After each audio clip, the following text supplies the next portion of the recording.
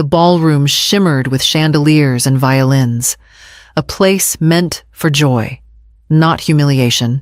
I sat quietly at my table, letting the toasts wash over me, when Sienna glided toward me in her gown of white satin. Her smile was the kind that hides a knife. She leaned down, so close that only I could hear, "Hand me the house keys, now it's mine after tonight." For a moment, I thought I had misheard. My heart pounded against my ribs, but I forced my voice steady. "The house is my home." "Sienna, not yours." Her eyes flashed. In an instant, her hand whipped across my face. The sting was sharp, but it was the sound that silenced the room.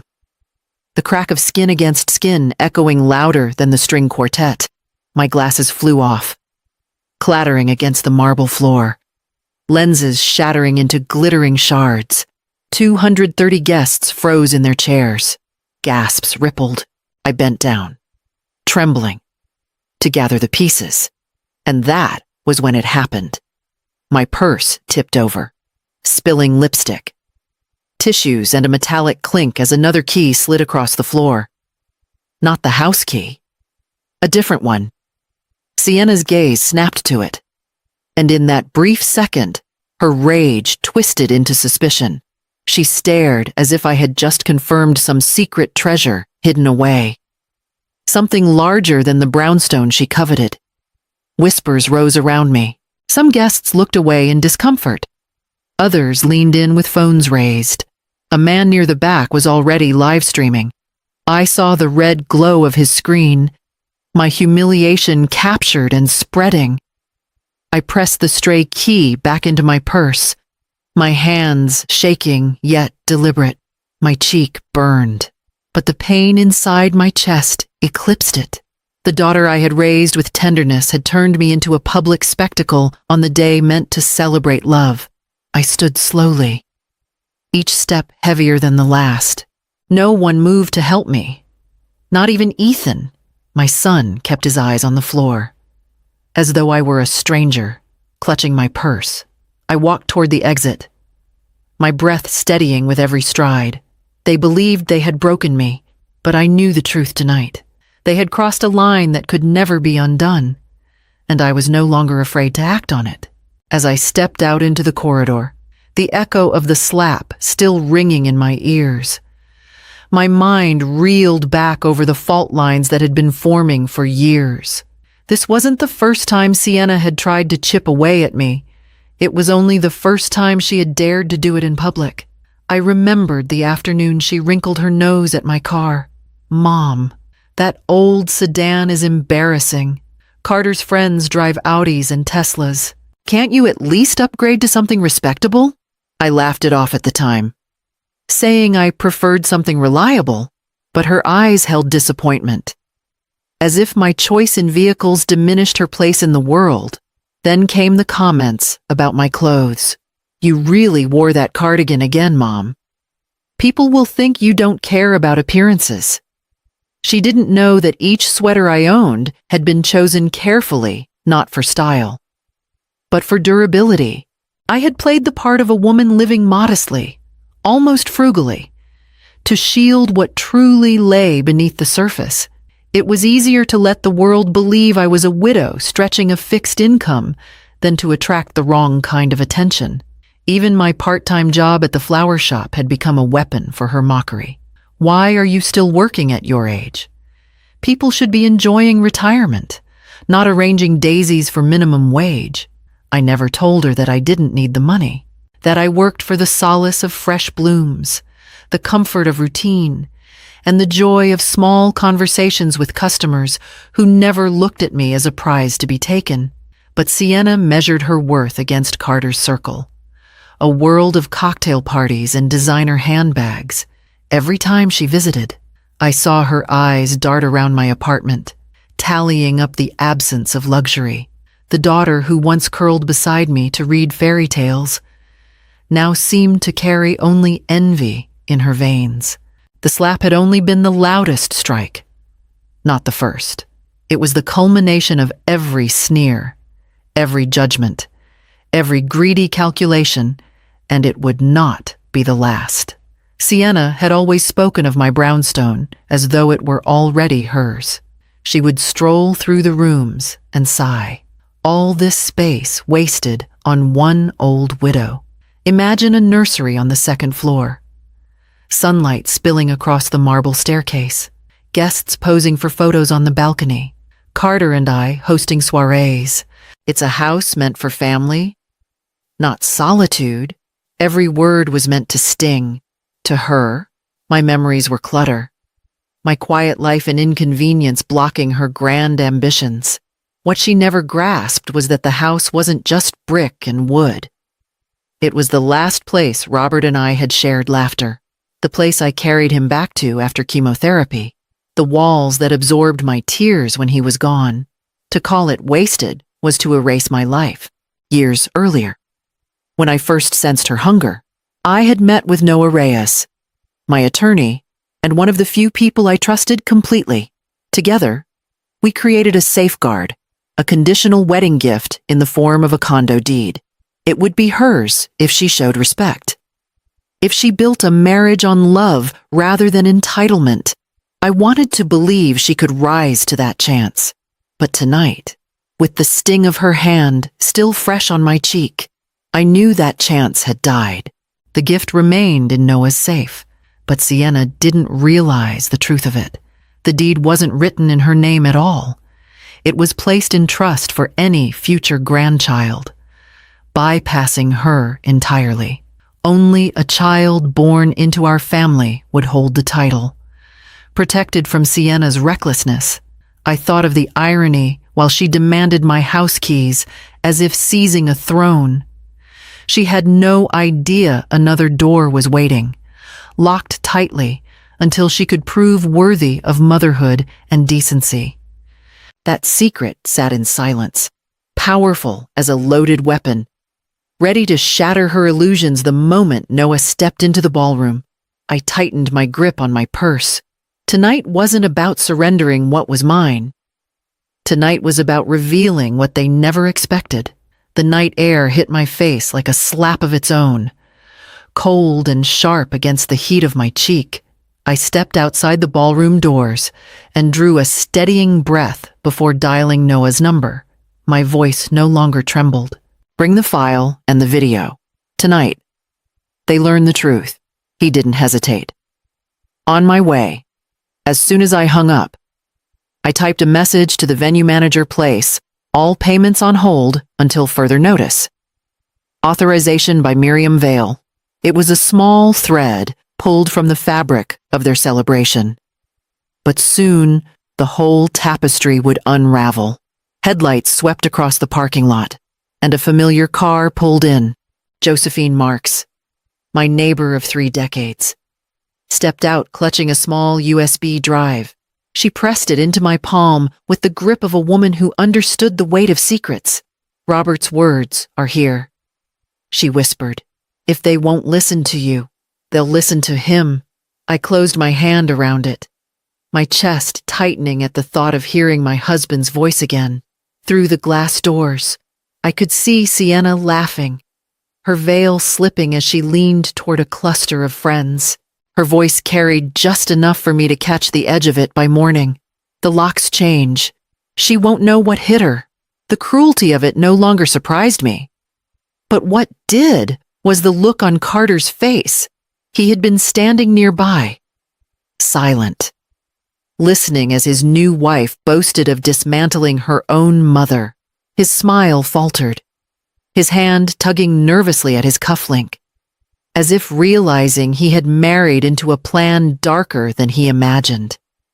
I tucked the USB into my purse, my resolve settling into something unshakable. This night had started with humiliation, but it would not end that way.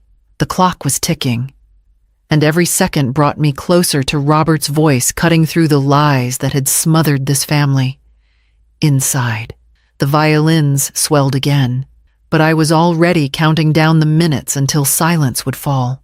I made my way upstairs, the hum of music and chatter muffled by heavy carpeted halls. Outside the bridal suite, The door was cracked just enough for voices to spill through. Sienna's tone was hushed, urgent. If she resists, I'll get her declared unfit. There are ways: guardianship petitions, competency hearings.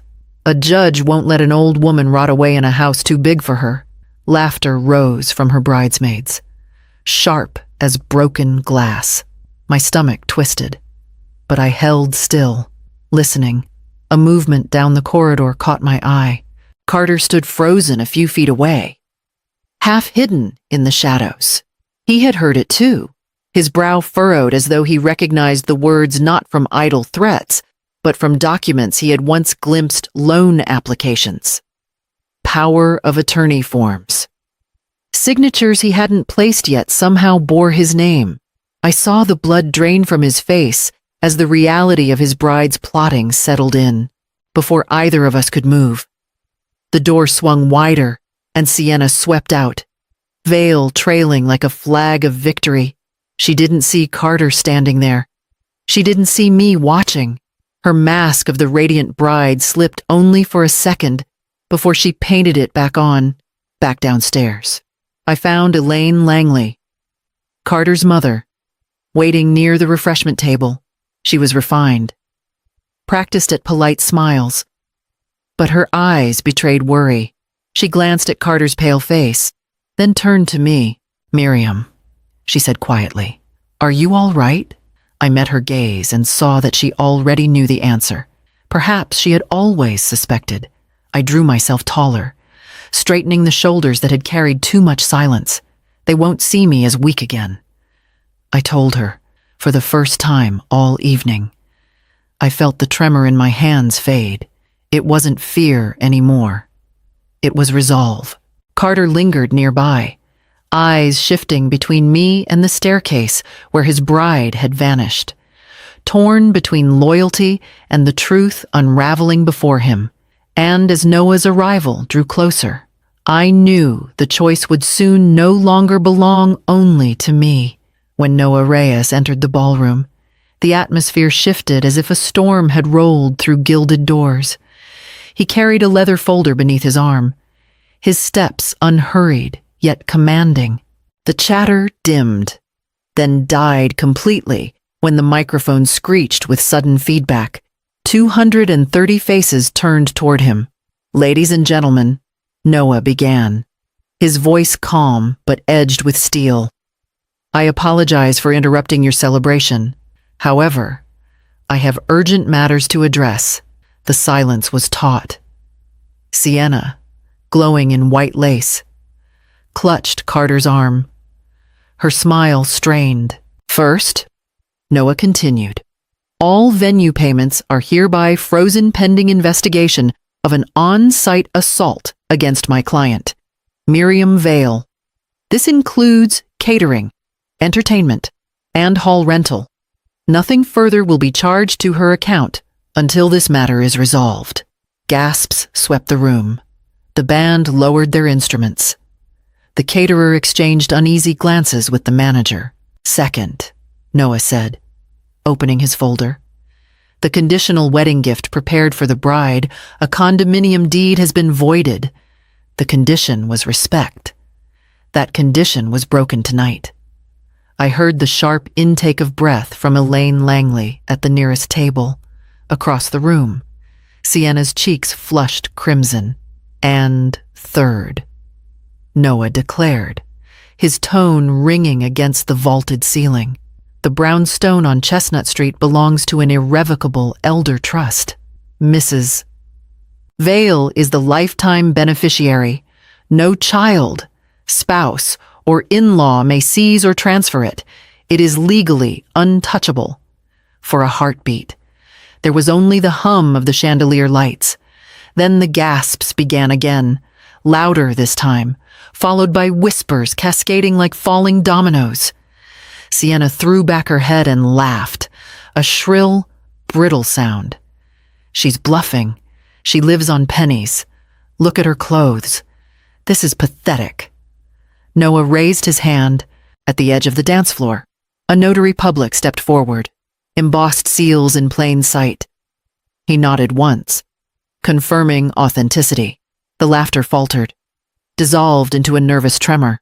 Sienna's eyes darted across the room, searching for allies. None came. And then Noah closed his folder slowly and said, "There is one final matter." A message left by Robert Vale, meant to be heard tonight. The lights dimmed, and the ballroom fell into an expectant hush. A projector whirred, casting Robert's face onto the white wall above the head table. My breath caught. Even after all these years, the sight of him, his steady eyes, his calm smile pierced through me. "If you're seeing this," he began, voice warm but unwavering, "then my daughter is starting her married life. Sienna, I want you to listen carefully." Every guest leaned forward, rapt. Robert's gaze seemed to lock with hers. Even through the years and the screen, love doesn't demand property.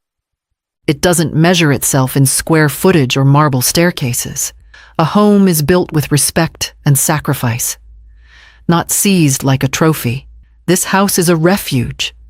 It sheltered your mother and me through storms and triumphs alike. If you ever live here, it will only be because you understand that a roof means responsibility.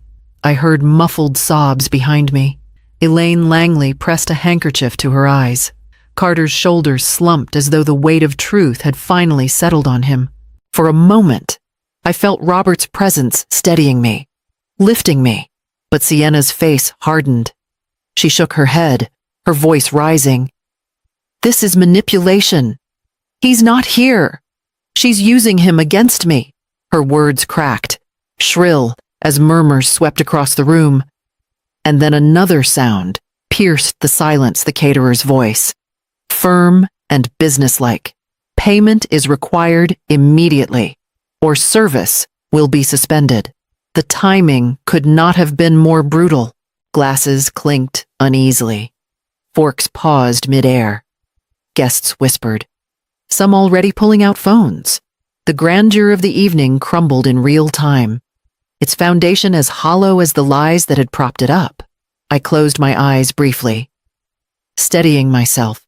Robert's words still lingered in the air, but now the room itself was shifting, cracking open under the weight of truth and unpaid bills. The night had only just begun to unravel, and I could feel the next blow waiting at the edge of the silence. The room shifted from murmurs to outright chaos. The caterers set down their trays.